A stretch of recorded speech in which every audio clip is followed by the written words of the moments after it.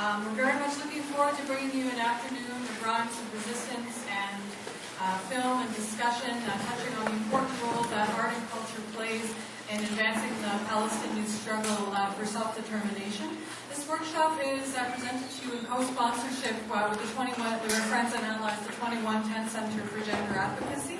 It's also taking place in the context of the Suoni Popolo Festival's Tools of the Trade series, which is a workshop series that gives aspiring musicians an opportunity to hear musicians discuss their approaches to music making.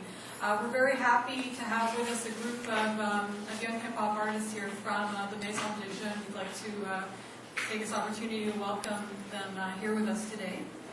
Bonjour tout le monde et bienvenue à l'atelier Existence et Résistance. Nous sommes très fiers de vous présenter un après-midi de rimes, de résistance, de films et discussions concernant le rôle de l'art et culture dans la lutte pour l'autodétermination et justice pour les Palestiniens. Cet atelier est co-présenté avec le centre 2110 et il se déroule également dans le contexte du festival Suoni Popolo, la série Tools of the Trade. Nos présentations cet après-midi seront principalement en anglais.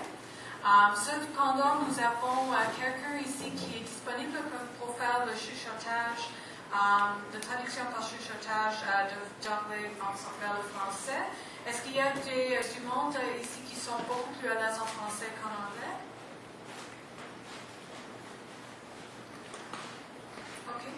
I guess with that in mind, we'll continue in English. So this brings us to the first of our speakers. We're very lucky to have with us today an amazing group of three women. Both artists and activists will be discussing, touching on themes such as gender, hip-hop, and the role played, especially by women, in advancing the Palestinian popular resistance. We're going to begin with presentations from each of our speakers, as well as a film screening and excerpts of the upcoming film Hip Hop is Bigger Than the Occupation, which is going to be presented to us here by Shadia Mansour. Without further ado, we'll bring our first speaker for the afternoon. Bianca Mugieni is a member of the 2110 Center for Gender Advocacy, a group whose mandate is to promote gender equality and empowerment, especially as it relates to marginalized communities. In October 2010, Bianca traveled to Palestine as part of the World Education Forum. We're very lucky to have her with us today to share her experiences. Everyone, please welcome Bianca Mugieni. Thank you, Amy. Thanks to Tedamon for organizing this and the Suoni Popolo Festival. It's an honor for me to be here with Shadia Mansour and Nathalie Ndongo. Like Amy said, my name is Bianca. I work at the 2110 Center for Gender Advocacy. I coordinate programming and campaigns there. And in the fall of 2010, I had the privilege of attending the World Education Forum in Palestine. This took place in the West Bank, it took place in Gaza, and other parts of occupied Palestine. I'm going to talk just very briefly about my experiences there informally, and then why as a Center for Gender Advocacy we're interested, we feel like we have an important role to play in the Palestinian solidarity struggle.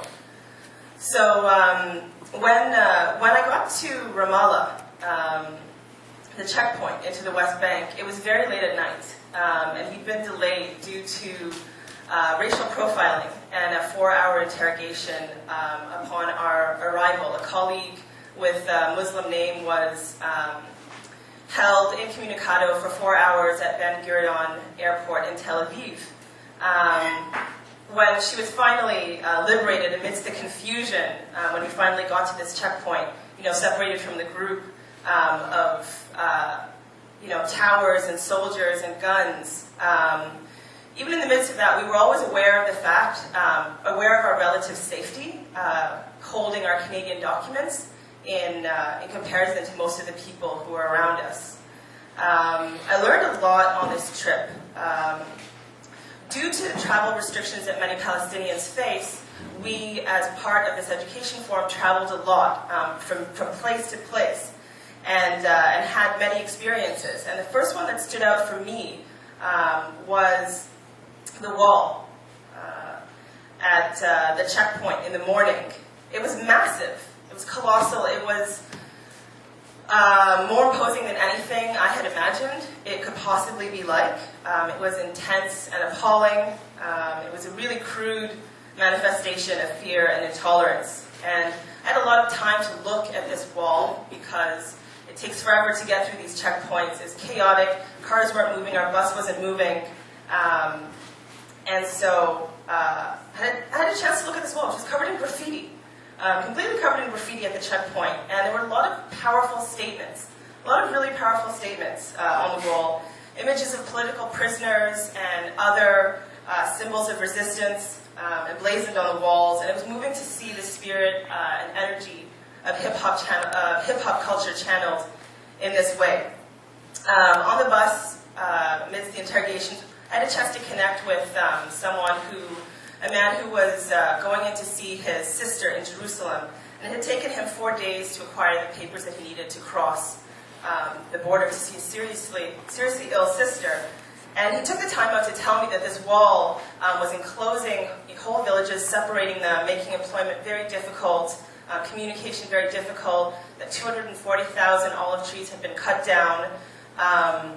So that was my first experience, was this wall. Now, when we finally got in, back into Israel, first up was Haifa, on the Mediterranean. We went to a youth center, and we had a presentation on political prisoners, political repression of Palestinian citizens of Israel specifically.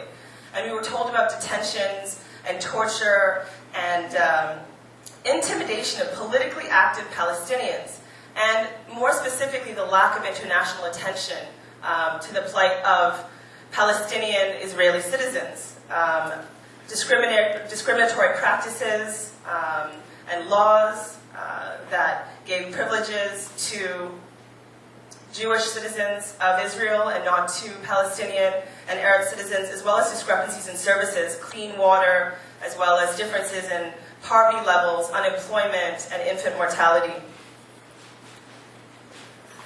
That same day, we went to El Araqib, a Bedouin village in the Negev desert. It was a really clear day. The sky was massive. You could see the sun and the moon and the stars at the same time. And it should have been stunning, but it was a wasteland. It had been demolished by the IDF.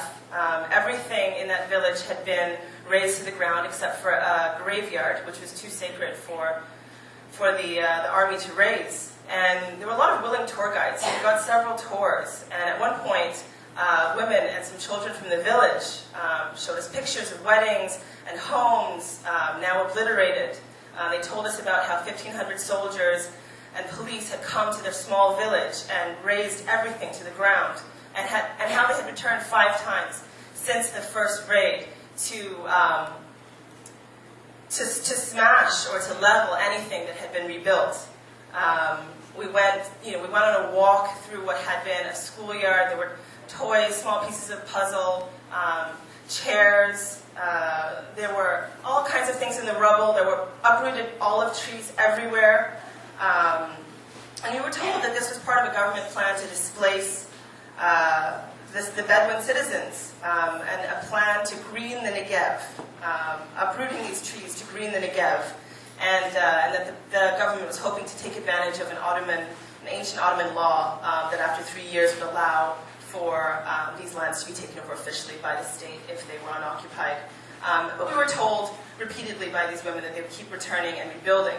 At one point, a small child excitedly grabbed my hand and drew my attention to what appeared to be a tiny olive tree. It was a little shrub, but it was an olive tree that was slowly but surely growing back in a small corner of the desert. And that night we held the opening ceremony of the World Education Forum under a tin roof in a graveyard in the Negev desert. And we heard speech after speech after speech letting us know that regardless of circumstance, they would remain. And I was asked to tell their story in Canada.